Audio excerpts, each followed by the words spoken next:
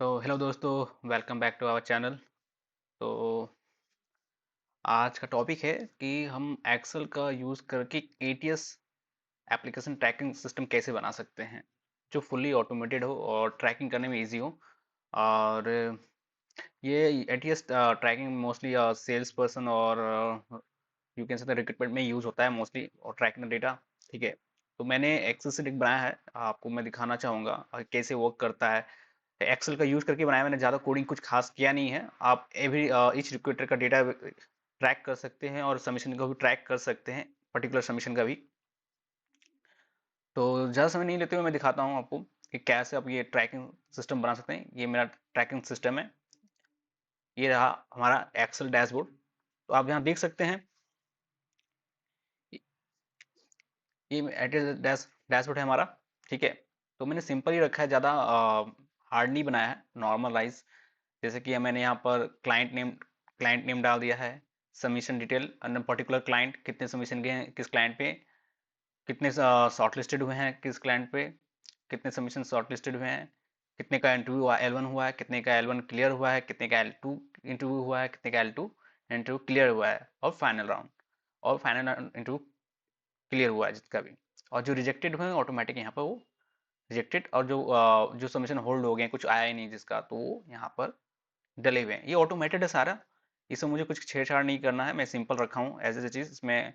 बस ये कैसे तो फ्रंट पेज है ऑफ द डैशबोर्ड। ठीक है, सेकेंड मैंने बनाया है रिक्वायरमेंट, जो भी जिस डेज को रिक्वायरमेंट आती है तो मैं यहाँ पर ऑटोमेटिकली यहाँ पर इंटर करता हूँ, डेटा इनपुट कर देता हूँ, तो ये ऑटोमेटिक है। ठीक है, जिसमें मैंने डेटा के लिए डेट रखा है, किस डेट को मेरा रिक्वायरमेंट आया था। जॉब आईडी ये ऑटोमेटिकली क्रिएट हो जाता है मेरा।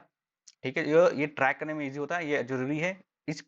हर एक पर्टिकुलर रिक्वायरमेंट का एक आईडी होगा, तभी हम सबमिशन ट्रैक कर सकेंगे कितने सबमिशन किस रिक्वायरमेंट में हुए हैं। ठीक है, प्राइम वेंडर और इम्प्लीमेंटेशन पार्टनर का नाम, end client, role, location, tax term, contract है, फुल टाइम है क्या, क्लाइंट रेट क्या है और सबमिशन रेट क्या है, पोजीशन का स्टेटस क्या है, अर्जेंट है, हाई है। जैसे कि कोई पोजीशन अर्जेंट है तो मैं यहाँ पर अर्जेंट हाई कर दूंगा, या मीडियम है तो मीडियम कर दूंगा, लो है तो लो कर दूंगा, या फिर होल्ड हो गया है तो उसे होल्ड पे डाल दूंगा।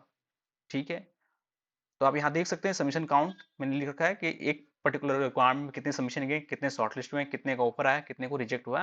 और कमेंट या पोजीशन होल्ड पे गई, या किसी रीजन, या कोई पर्टिकुलर स्किल्स चाहिए इस पे, तो वो कमेंट यहाँ पर मैं दे सकता हूँ। दूसरा सीट बनाया मैंने सबमिशन सीट, जिसमें जितने भी मेरे सबमिशन है और जितने भी रिक्रूटर के सबमिशन है वो यहाँ पर डलेंगे। ठीक है, उसके लिए मैंने यहाँ पर डेट रखा है, रिक्रूटर का नाम, जॉब आईडी, जिस पर्टिकुलर रिक्वायरमेंट में सबमिशन दिया उसकी आईडी, जो कि मेरे यहाँ ऑटोमेटेड क्रिएटेड है। ठीक है, तो मैंने यहाँ पर बना ऑलरेडी, यहाँ जो आईडी क्रिएट हो जाती है उसको यहाँ इनपुट कर देना है। ठीक है, client name, end client, role, जो भी वह है role, location of requirement, status, status हम बाद में फिल करेंगे। ठीक है, ये ऑटो इसमें भी पर ये ड्रॉप डाउन मैंने बना रखा है इस पे, candidate name, number, number, email address, visa status. ठीक है, लोकेशन, टैक्स टर्म, और ये आपका कैंडिडेट का रेट जो भी आप सबमिट किए हैं उसके बाद L1 L2 क्या चल रहा है कैंडिडेट का, उसके बारे में डिटेल्स। ठीक है, अब यहाँ पर हम आ जाते हैं डेट, जो भी इंटरव्यू का डेट होगा, कमेंट, और ये रहा कैंडिडेट का डिटेल्स इधर, रेजमे, कैंडिडेट का रेजमे, लिंक्डइन, आप ये देख सकते हो मैंने कैंडिडेट का रेजमे यहाँ अटैच कर रखा है ऑटोमेटिक। मैंने वो ये भी मैं आपको बताऊंगा नेक्स्ट ब्लॉग में कि आप एक प्योर एप्लीकेशन ट्रैकिंग सिस्टम कैसे बना सकते हैं एक्सेल का यूज करके, कि आपका ये डेटा आपके पास रहे लॉन्ग टर्म के लिए। अगर कंपनी छोड़ के भी जाते हो तो आप ये डेटा लेके जा सकते हो, कहीं भी रह सकते हो, कहीं भी लॉगिन करके अपने पास डेटा ये रख सकते हो। ठीक है, तो इसमें रेजमे भी अटैच होंगे, वीजा, लिंक्डइन, डीएल कॉपी देख सकते हो, मैंने डीएल कॉपी भी अटैच कर रखा है इसमें, वीजा कॉपी भी, visa copy, and DL copy candidate का, और ये अदर एक्सपीरियंस, कितने साल का ये उसका एक्सपीरियंस है। और चाहे तो आप पासपोर्ट नंबर भी रख सकते हो अपने पास, वो गोइंग फ्यूचर के लिए ये डेटा हम लोग पा सकते हैं, क्योंकि अगर एज ए मैं रिक्रूटर काम कर रहा हूँ तो ये डेटा बहुत जरूरी है। अगर मैं कंपनी चेंज करता हूँ तो सम टाइम मे बी वहाँ पर डायस मास्टर तो होते हैं एटीएस के लिए, बट आपके पास एक तो ये सारे जितने भी कैंडिडेट होंगे प्रॉपर स्क्रीन होंगे, ठीक है, रिजेक्शन प्रॉपर स्क्रीन कौन सा बंदा सेलेक्ट हुआ था, ये एक तरह से आपका डेटा रहेगा। तो आप दोबारा से उसको रीच आउट करके उससे पूछ सकते हो कि कैंडिडेट अवेलेबल है या नहीं। और ये एक्चुअली से आप बोलो तो ये डेटा इसलिए इंपॉर्टेंट भी हो जाता है कि आप राइट टाइम पे राइट कैंडिडेट को पिक करके तुरंत कैंडिडेट को क्लाइंट को सबमिट कर सकते हो। आप उतना टाइम वेस्ट नहीं करोगे सर्चिंग लगा के कॉल करके डिटेल मंगाने में। आपको ऑलरेडी डिटेल होगा, बस कैंडिडेट से कंफर्मेशन लेना और उसका रेज्यूमे चेक करना है प्रॉपर स्किल मैच है या नहीं, दैट्स इट। बाकी सारा डेटा आपके पास रहेगा ही। तो इस तरह से मैंने बनाया है सबमिशन। और उसके बाद मैंने इंटरव्यू बना रखा है, इंटरव्यू सीट बना रखा है, फिर ऑफर, रिजेक्टेड, होल्ड, और ये मेरा सपोर्ट सीट है जिससे मैंने वो तो है जिससे मेरा ऑटोमेटेड फंक्शन काम करता है। अब पर्टिकुलर अब जैसे कि मान लो मेरी टीम में 5 मेंबर है, 5 मेंबर का ट्रैक करना है, तो हर मैंने मेरे रिक्रूटर कितने सबमिशन किए, किसके नाम पे कितने सबमिशन है, तो मैंने एक पर्टिकुलर शीट बना रखा है, जैसे अपने नाम का भी बना रखा है, और अलग अलग नाम की 3 बना रखी है मैंने। तो अब ये काम कैसे करता, मैं आपको एक एग्जांपल करके दिखाता हूँ। फॉर एग्जांपल मुझे इस डैशबोर्ड में कोई इनपुट डालना नहीं है डेटा, मुझे सिर्फ 2 शीट पे इनपुट करनी है डेटा, एक रिक्वायरमेंट्स में, एक सबमिशन पे। अगर मैं रिक्वायरमेंट पे अगर मान लो कल मुझे एक रिक्वायरमेंट आई है, for example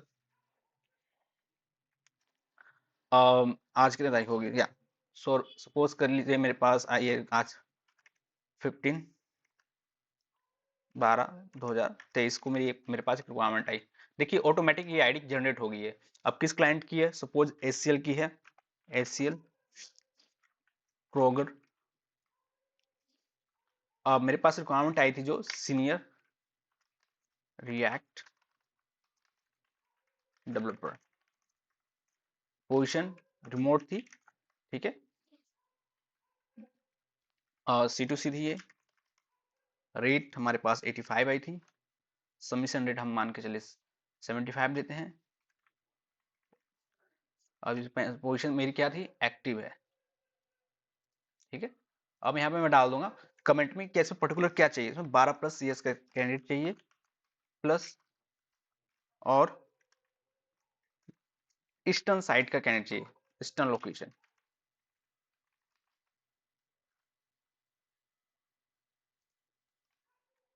need candidate from eastern location, EST location. So ये डेटा हमने यहाँ इनपुट कर दिया। अब सपोज करिए आपके पास किसी आप लोगों में किसी के पास सबमिशन हो, या मेरे रिक्रूटर के पास सबमिशन, तो आज वो डेटा तो वो यहाँ आके इनपुट करेगा सीधा, जो भी है 15 तारीख को सबमिशन हुआ एग्जाम्पल के लिए, 12/2023, किसने किया, सेम एग्जिट, मैं अपना नाम देता हूँ राहुल। अब जिस आईडी पे सबमिशन गया है वो आईडी मेरी ऑटोमेटिकली यहाँ जनरेट है, उसी आईडी को मैं यहाँ कॉपी करूंगा, सीधा सिंपल यहाँ डालूंगा, सेम एसीएल क्रोगर, है ना, सीनियर रिएक्ट डेवलपर,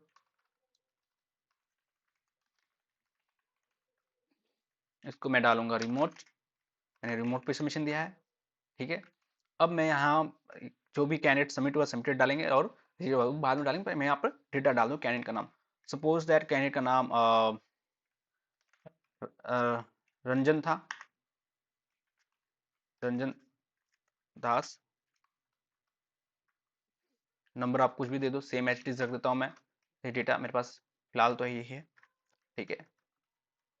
ये डालता हूँ C2C, रेट में 75 लिख देता हूँ। अब मैं यहाँ जो आप रेज्यूमे जो फिल करना है, सीधा रेज्यूमे कुछ नहीं करना है आपको, आपको वहाँ रेज्यूमे डाउनलोड करना है। मैंने एक पूरे प्रॉपर तरीके से उसके नाम और उसकी लोकेशन के साथ में आप देख सकते हो, मैंने एक बना रखा है AMS, ये मैंने बना रखा है कैंडिडेट आईडी, कैंडिडेट रेज्यूमे और कैंडिडेट वीजा कॉपी। ये मैंने गूगल ड्राइव से सिंक कर दिया है, ठीक है, फोल्डर वहाँ भी चला गया है, तो ऑटोमेटिक वो सिंक हो गया। सिंक होने के बाद मैं रेज्यूमे को यहाँ सेव करूंगा, तो ये ऑटोमेटिकली जितने भी रेज्यूमे मैंने यहाँ सेव किए हैं ऑटोमेटिकली वो क्लाउड पे चला जाएगा। तो मेरा जो गूगल ड्राइव है मैं आपको दिखा देता हूँ।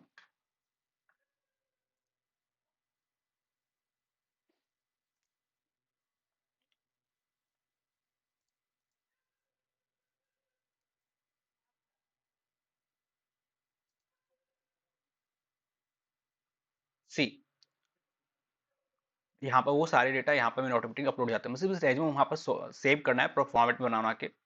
उसके बाद मैं यहाँ से सारे रेज्यूमे यहाँ पे आ जाते हैं, मैं यहाँ से फिर कॉपी करूँगा, एज इट इज मैं यहाँ पे करूँगा जो भी है मेरा share, share any of the web करना है मुझे, any of with this link, copy link and done.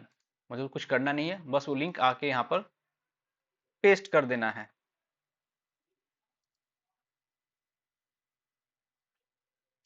मुझे आके वो लिंक यहाँ सीधा पेस्ट कर देना है एज इट इज, वो सीधा, सॉरी, सीधा यहाँ मुझे पेस्ट कर देना है। जैसे ही आएगा रिप्लेस विद डैश डैश आ जाएगा रेज्यूमे आपका। सेम इट इज सब में करना है, आईडी में आईडी, रेज्यूमे रेज्यूमे, ऐसे करके आप सीधा सारा अपलोड कर सकते हो। और ये डेटा हर कोई आप किसी को शेयर भी कर सकते हो, वो हर कोई देख भी सकता है आपका डेटा। अब मैंने इसमें प्रोटेक्शन भी लगा रखा हो किसी किसी सीट में कि जो मेरा जिसमें फॉर्मूला लगा वो कोई एडिट ना कर सके, ऑटोमेटिक वो काउंट होते जाए। अब मैं दिखाता हूँ कि मैंने इस पोजीशन पे सबमिशन डाला, वो ऑटोमेटिकली इस पोजीशन पे अपलोड भी हो गया है, आप देख सकते हो काउंट भी हो चुका है। ठीक है, अब मैं मान लो किसी भी कैंडिडेट को शॉर्टलिस्ट करता हूँ, मान लो ये कैंडिडेट मेरा है, सपोज एग्जाम को लो रामदास, मैं अगर उसको सबमिटेड लिखता हूँ ना, सबमिटेड, ठीक है,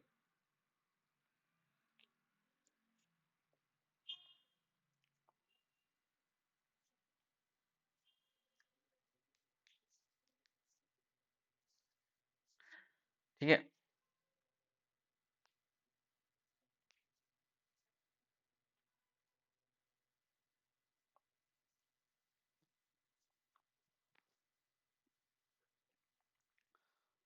तो मेरा एसीएल पे सबमिशन अब देखो 3 काउंट हो गया है,